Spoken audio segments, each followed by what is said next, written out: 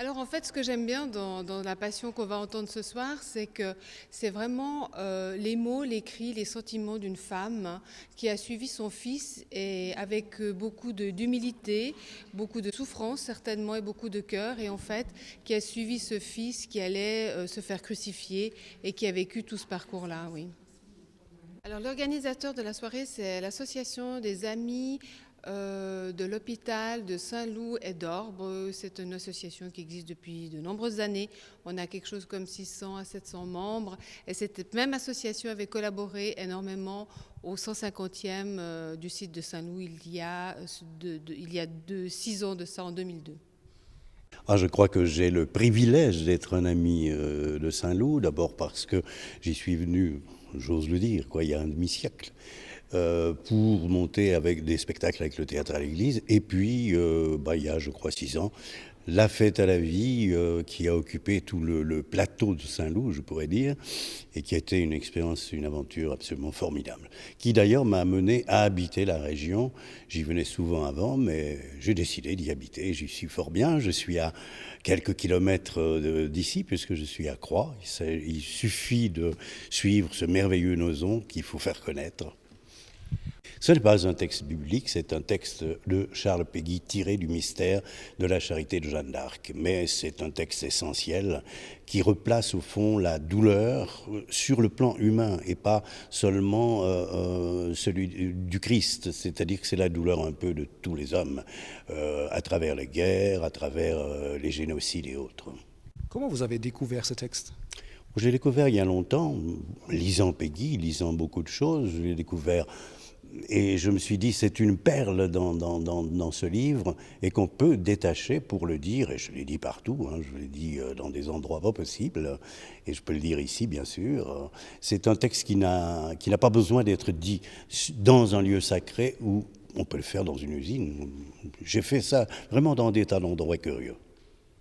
Il semble que notre environnement, la population devient moins en moins religieux. Ces moments privilégiés comme Pâques, Noël, il faut rappeler les gens un petit peu notre culture chrétienne.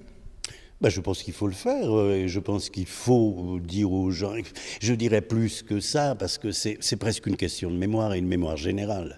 La mémoire chrétienne, et c'est la mémoire, c'est l'histoire du monde. On perd un grand pan de l'histoire à travers la chute quelque part du christianisme et de l'histoire en général. Les gens ne savent plus, quand j'ai parlé de la guerre de 14, les gens, forcément ça a l'air d'être au Moyen-Âge. Et c'est pas si vieux tout ça. Comme il avait été un bon camarade pour ses petits camarades, un bon camarade d'école, un bon camarade de jeu, un bon compagnon de jeu, un bon compagnon d'atelier, un bon compagnon charpentier, parmi tous les autres compagnons charpentiers, pour tous les compagnons charpentiers. Mais elle comprenait très bien que le gouvernement était contre son garçon, ce qui est une mauvaise affaire, que le gouvernement était... Tous les gouvernements s'étaient mis d'accord contre lui, le gouvernement des Juifs et le gouvernement des Romains, le gouvernement des juges et le gouvernement des prêtres, le gouvernement des soldats et le gouvernement des curés. Il n'en réchapperait sûrement pas, certainement pas. César, qui se les passèrent de main en main, deniers dangereux, plus faux, infiniment plus dangereux, infiniment...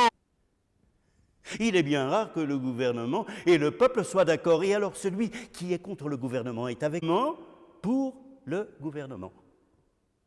Celui qui est appuyé par le gouvernement n'est pas appuyé par le peuple. Celui qui est soutenu par le peuple n'est pas soutenu par le gouvernement. Alors, en s'appuyant sur l'un ou sur l'autre, sur l'un contre l'autre, on pouvait quelquefois en réchapper. On pourrait peut-être s'arranger. C'est pour le mettre à mort, toujours une mauvaise affaire, et qui ne pouvait pas bien finir. Elle se rappelait bien, comme il rayonnait sur la paille dans cette étable de Bethléem. Une étoile était montée. Les bergers l'adoraient, les mages l'adoraient, les anges l'adoraient. Qu'étaient donc devenus tous ces gens-là? qu'est-ce que tout ce monde-là était devenu? Pourtant, c'étaient les mêmes gens, c'était le même monde, les gens étaient toujours les gens, le monde était toujours le monde, on n'avait pas changé le monde. Les rois étaient toujours les rois et les bergers étaient toujours les bergers. Les grands étaient toujours les grands et les petits étaient toujours les petits. Les riches étaient toujours les riches. Et les pauvres étaient toujours les pauvres. Le gouvernement était toujours le gouvernement. Elle ne voyait pas qu'en effet, il avait changé le monde.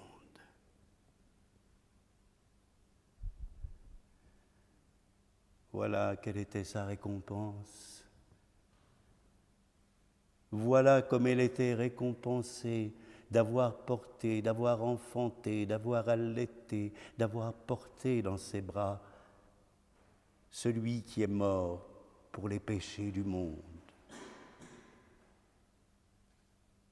D'avoir porté, d'avoir enfanté, d'avoir allaité, d'avoir porté dans ses bras celui qui est mort pour le salut du monde. D'avoir porté, d'avoir enfanté, d'avoir allaité, d'avoir porté dans ses bras celui par qui les péchés du monde seront remis. Le peuple pour le peuple, et celui qui est contre le peuple est avec le gouverneur. Jésus, mourant, pleura sur la mort de Judas. Car il avait connu que le damné suprême jeta l'argent du sang qu'il s'était fait payer. Ces 30 malheureux deniers, on aurait mieux fait de ne pas les fabriquer, de ne jamais les fabriquer. Malheureux celui qui les frappa à l'effigie de César. Malheureux celui qui les reçut à l'effigie de César. Malheureux tous ceux qui eurent commerce avec eux à l'effigie de César. Clameur dont chancela Marie. Encore debout. Plus faux que de la fausse monnaie.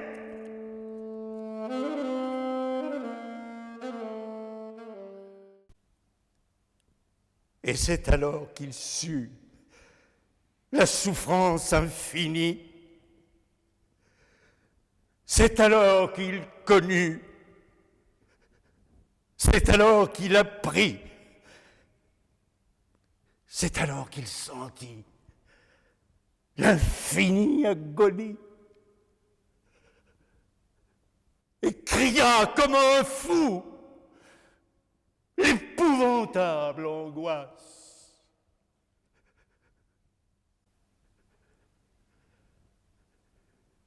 Et par pitié du Père, il eut sa mort humaine.